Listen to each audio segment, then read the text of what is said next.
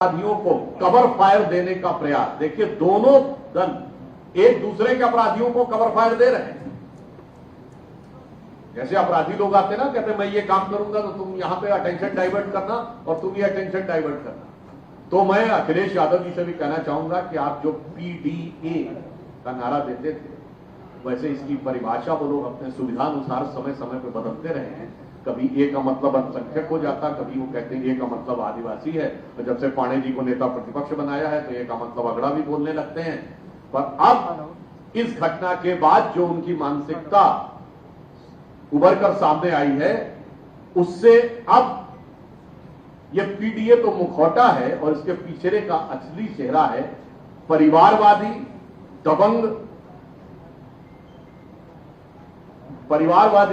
दबंग और अपराधी। ये असली चेहरा है समाजवादी पार्टी का, ये असली DNA है कि दबंग और अपराधियों के माध्यम से परिवारवाद की सत्ता को पुनः प्राप्त करना अथवा सुनिश्चित करना। और ये मैं ऐसे नहीं कह रहा हूं, ये इनके चरित्र में है, राजनीतिक DNA में है।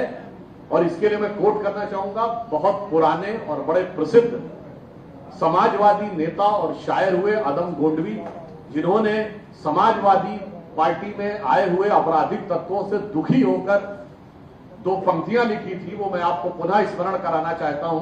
उन्होंने समाजवादियों के लिए लिखा था कि काजू भुना है प्लेट में और विस्की गिलास में, उतरा है रामराज जो विधायक निवास में। और आगे की उनकी लाइन है, मेरी नहीं है।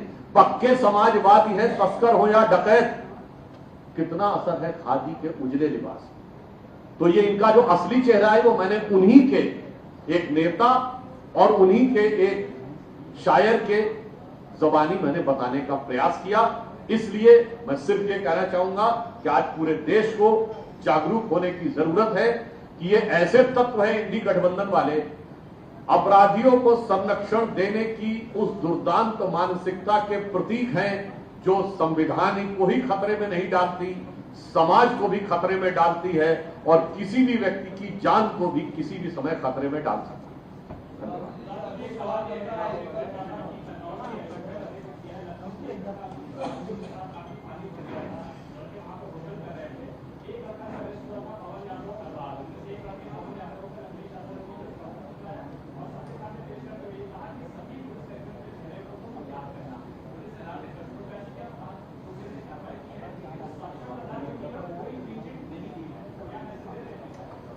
देखिए, इस विषय पे जब माननीय मुख्यमंत्री सदन के पटल में बोल चुके हैं तो मुझे लगता है उसके बाद किसी भी प्रकार के अन्य बयान की आवश्यकता है।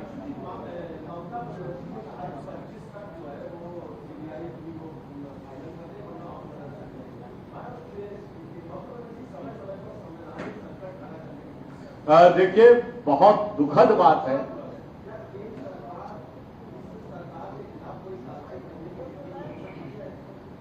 बहुत दुखद बात है कि CBI को केस रिकमेंड करने के लिए उन्हें सिर्फ 70 सेकंड चाहिए थे, यानी कागज पे दस्तखत करना। उसमें तो कह रही थी 7 दिन का समय चाहिए, और यानी ये कह रही थी साक्ष्यों को देखने में 7 दिन का समय चाहिए। अब ये कहना मुझे लगता है कि ये सिर्फ उनकी खिसियाहट नहीं बल्कि शरारत का भी। और मैं ये भी कहना चाहूंगा कि ममता बनर्जी जी वही है जिन्होंने 2021 के चुनाव में उत्तर प्रदेश के लोगों के बारे में एक अपमानजनक प्रकार की टिप्पणी करते हुए कहा था, ये सब यूपी का गुंडा लोग यहां आकर चला जा रहा है। आपको याद होगा 2021 के बंगाल विधानसभा चुनाव, और हकीकत में उन्होंने उस पार्टी से जाके गठबंधन किया है जिसके लिए खुद यूपी में एक जमाने में नारा लगा था, चढ़ गुंडन की छाती पर और मोहर लगाओ हाथी पर। ये हमारा नारा नहीं था, कलकत्ते वाली बुआ जी को समझना चाहिए, लखनऊ वाली बुआ जी का दिया हुआ नारा।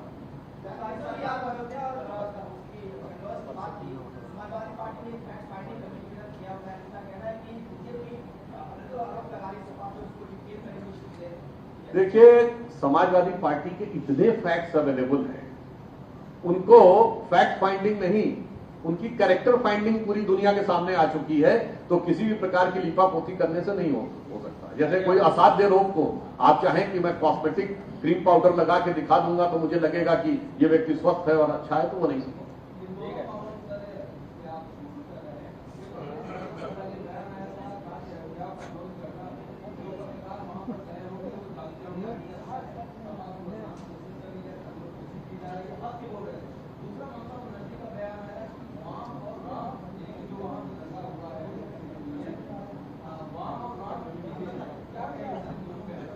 देखिए, ये भी बहुत साफ है कि ममता बनर्जी जी के बयान के जवाब में सिर्फ इतना कहूंगा कि इसमें उनकी वोट बैंक की सियासत है, क्योंकि 2021 के विधानसभा चुनाव में उनके जो मुख्य रणनीतिकार थे, जो ऑफिशियली उनके पॉलिटिकल स्ट्रेटजिस्ट थे, उनका बयान था कि हमारी तो गिनती ही 30% से शुरू होती है।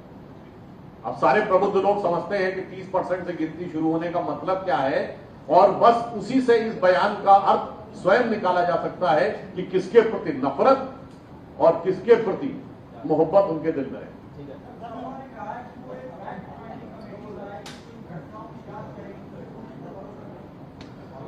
देखिए, पुलिस पे तो उनको अपनी सरकार में रहते हुए भरोसा नहीं होता। पुलिस पे अटैक की 100 से ऊपर घटनाएं सपा की सरकार में हुई थी। 12 से अधिक लोगों की हत्याओं की बातें थी। जवाहरबाग की घटना आपको याद होगा, तो मुझे लगता है जिनका कैरेक्टर ऐसा हो, उनका फैक्ट दुनिया को समझने के लिए किसी फाइंडिंग कमेटी की जरूरत नहीं है।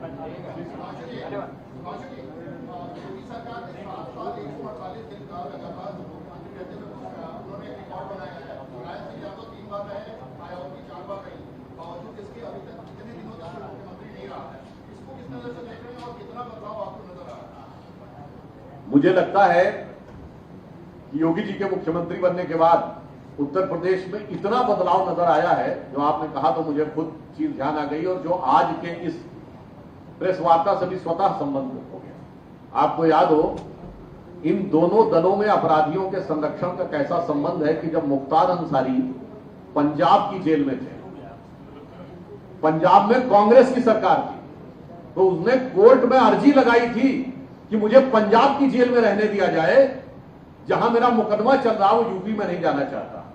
तो बस इतना ही काफी है कि उसे लगता था कि कांग्रेस के दामने रहमत में अपराधी अपने को महफूज महसूस करते थे, और योगी जी के आने के बाद अब स्थिति ये हो गई है।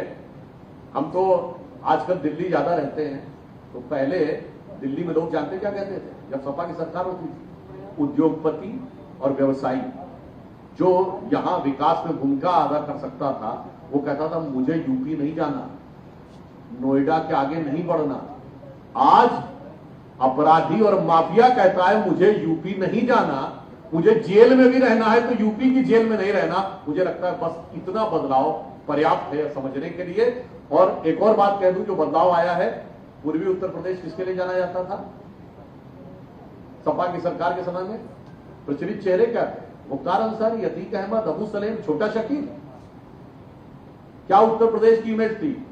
फिल्में बनती थी जिला गाजियाबाद, लखनऊ सेंट्रल, मिर्जापुर सीरीज, और याद करिए ओंकारा फिल्म में मेरठ का गैंग वॉर, तो बाबर फिल्म में कानपुर का गैंग वॉर। ये छवि थी। 20 साल पहले की आपको याद हो, 22 साल पहले की फिल्म थी कंपनी, जिसमें दिखाया जा रहा है कि मुंबई में कॉन्ट्रैक्ट किलिंग हो रही है, और वो कह रहा है, मुंबई के पुलिस कमिश्नर कह रहे हैं उनको पकड़ना मुश्किल है क्योंकि बाहर से लड़के आते, और दिखाया जा रहा है गोली चली और एक लड़का जाके बस में बैठता, और उसके बाद लिखा हुआ आजमगढ़ 500 किलोमीटर। ये छवि थी उत्तर प्रदेश, पूर्वी उत्तर प्रदेश की। और आज बदलाव यह है कि उसी पूर्वी उत्तर प्रदेश में अगर आप देखें तो 3 अंतर्राष्ट्रीय हवाई अड्डे, 5 एयरपोर्ट्स काम कर रहे हैं। तो ये बदलाव अगर किसी को दिखाई पड़ रहा हो तो ये बदलाव आंखों से देखा जाता है।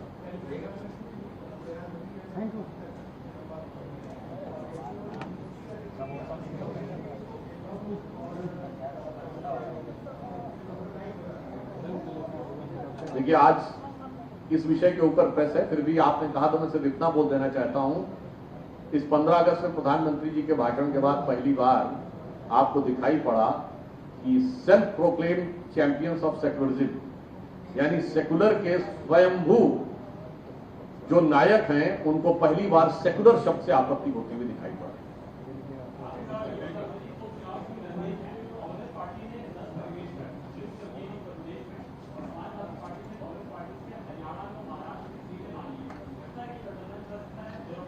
इसके लिए मात्र 7 महीने पहले आप जाइए, मध्य प्रदेश चुनाव में अखिलेश यादव जी ने कांग्रेस के लिए क्या बोला था? बहुत चालू पार्टी है ये। और कांग्रेस ने समाजवादी पार्टी के लिए क्या बोला था? मेरे शब्द नहीं उनके, बहुत चिरकुट पार्टी है। और अखिलेश जी के लिए अखिलेश वखिलेश शब्द बोला था।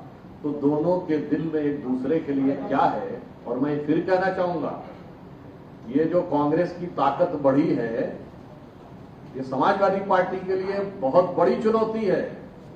मुलायम सिंह जी ने कहा था अपना घर मत दिखाना, और मैं बताना चाहता हूं कि अब कांग्रेस आने वाले समय में, जब उसने कहा था 403 विधानसभाओं में हम अपनी यात्रा भी निकालेंगे, तो मुझे लगता है हमारी तरफ देखने की बजाय कम से कम अखिलेश जी ध्यान रखें, वो पुराना गीत था ना, तुरी गठरी में लागा चोर मुसाफिर मन की आंखें खोल।